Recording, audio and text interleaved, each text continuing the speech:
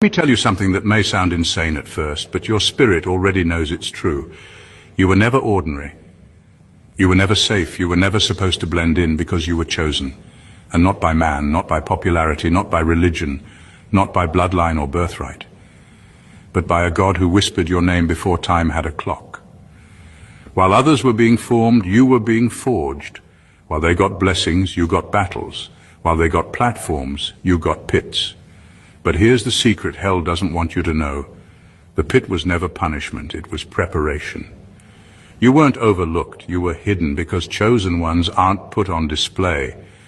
They're put through fire, because only those who've survived the furnace can carry the flame. See, there's a reason the enemy came for your mind early. A reason betrayal hit you harder than most. A reason you've been tired but still unbroken, crushed but never destroyed. Because there's something embedded in you that hell can't delete, a divine code that screams untouchable. You were sealed. Before you ever lifted a prayer, before you ever fasted, before you ever repented, he sealed you with something hell can't reverse, an unbreakable assignment. And that's why the top demon himself can't touch you. He doesn't just see your wounds, he sees what you carry. That's why the attacks were never random. That's why the rejection wasn't a coincidence. That's why isolation became your best friend, because God wasn't punishing you. He was protecting what hasn't even been released yet. You're not under attack because you're weak. You're under attack because you're loaded. You're not just a person, you're a prophecy in progress. So now the question is, will you believe what life has said about you, or will you step into what heaven already knows? Because when God seals a destiny, it doesn't matter how hard hell hisses. The chosen cannot be cursed, the sealed cannot be touched, and the one who walks with fire cannot be burned.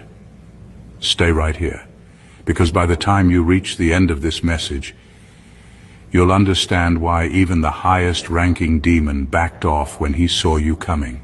Number one, you're not just protected, you're off limits. You're not just protected, you're off limits. There's a difference. Protection means something is guarding you, but being off limits means even if the enemy gets close, he still can't touch you. There's a line drawn around your life, and it's not written in chalk, it's carved in divine authority. God didn't just say, I'll keep them safe. He said, don't touch this one. That's a command, not a suggestion. And when God speaks, the spiritual realm obeys.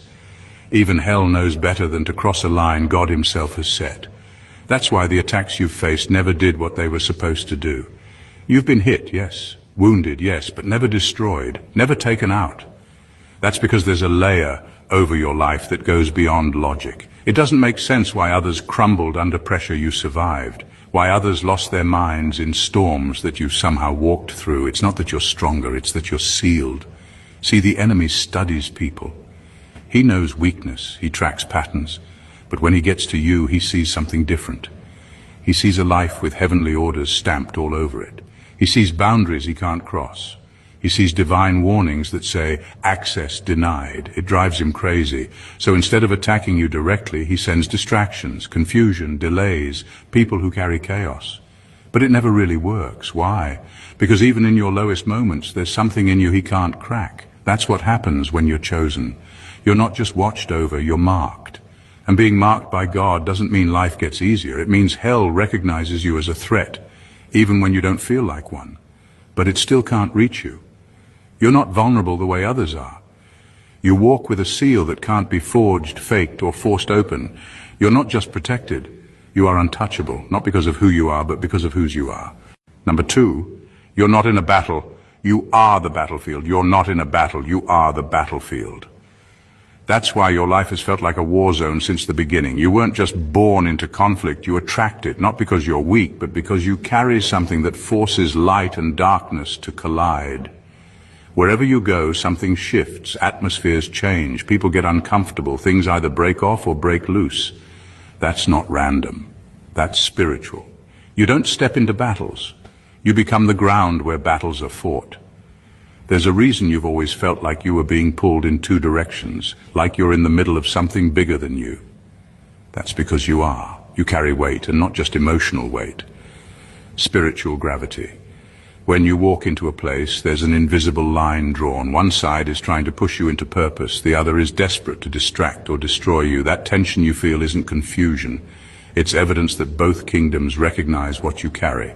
You think you're just going through life, but life has been coming through you. Every breakdown, every battle, every unexpected attack. It all makes more sense when you realize you're not just caught in the crossfire. You are the fire. You're the territory God's trying to reclaim, and the enemy is trying to sabotage. That's why you wrestle with heaviness that others don't feel. That's why people are drawn to your light but also try to dim it.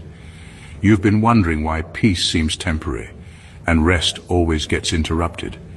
It's because your very existence is disruptive to darkness. You carry clarity that breaks confusion. You carry purpose that frustrates evil. You carry presence that pushes back hell. And the wildest part, you're still standing. With all that pressure, all that warfare, all that weight, you're still here, still fighting, still walking. That's not by accident. That's because even when you didn't know it, heaven was using your life to make a statement. You don't just show up to battles. Battles happen because you showed up.